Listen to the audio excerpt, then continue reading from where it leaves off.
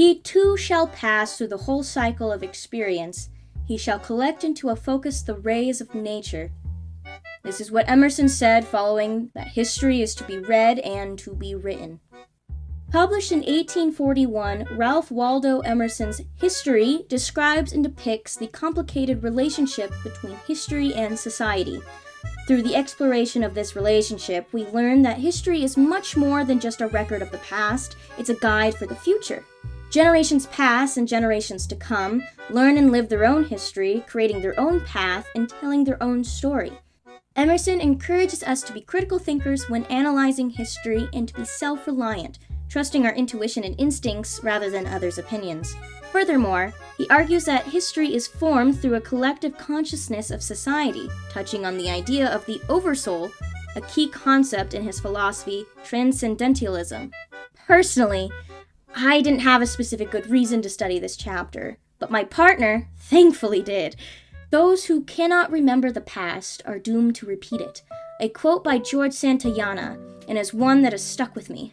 This, among my enjoyment and curiosity for history, influenced my decision in choosing this topic. The key takeaway from the chapter is that history is much more than a recollection of past events. It is in fact a living, dynamic force that influences and molds the present. Transcendentalism, to put in layman's terms, is to believe that people are at their best when self-reliant and independent. Real individuals like that can form a true community. A good person to use as an example is Andy Goldsworthy, an English sculptor, photographer, and environmentalist that I had to study many years ago. Goldsworthy used what the earth gave him to create his works, and that is a very big part of Emerson's idea of the oversoul and transcendentalism. A lot of Goldsworthy's works were left to the earth to claim back, and only the photos remain of any evidence of its existence.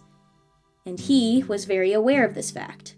The transcendentalist philosophy highlights, as previously said, the importance of self-reliance and individualism, but as well as the power of nature and intuition. The idea behind Emerson's history is that our history is much more than a timeline of what happened and could be interpreted in different ways.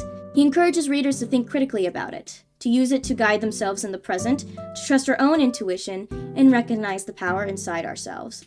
There are a few different themes that could be deduced from history. Emerson stresses and emphasizes the significance of history throughout the text, but also individualism and the oversoul. Each touches on the collective consciousness of society which forms history itself.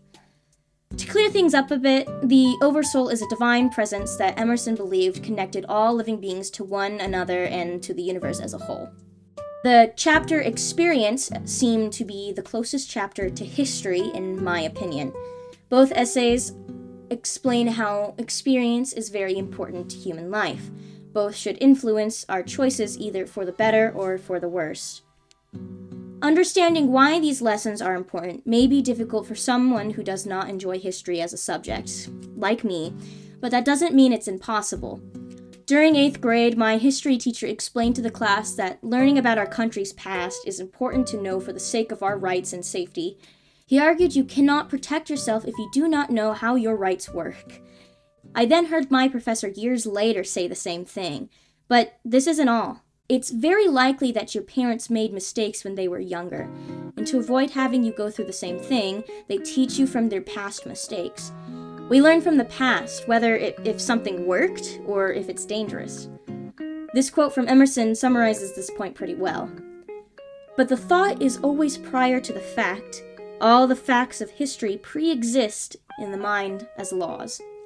He should see that he can live all history in his own person, says Emerson. The quote is from the paragraphs under the heading, "The world exists for the education of each man."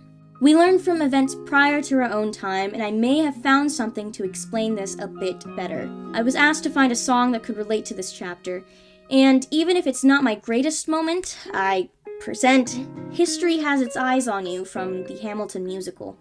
And even now I lie awake, knowing history has its eyes on me.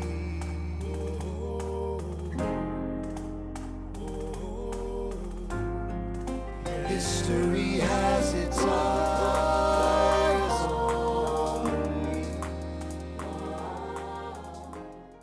Sung by Christopher Jackson and Lin-Manuel Miranda, there is a line where their respective parts realize that they are in the moment of written history, which is the American Revolution. Now, what they are feeling at this moment isn't exactly foreign. Back when quarantine initiated, a good many people realized that they too were living in documented history. These experiences have and will continue to influence the choices of people in their present and the future.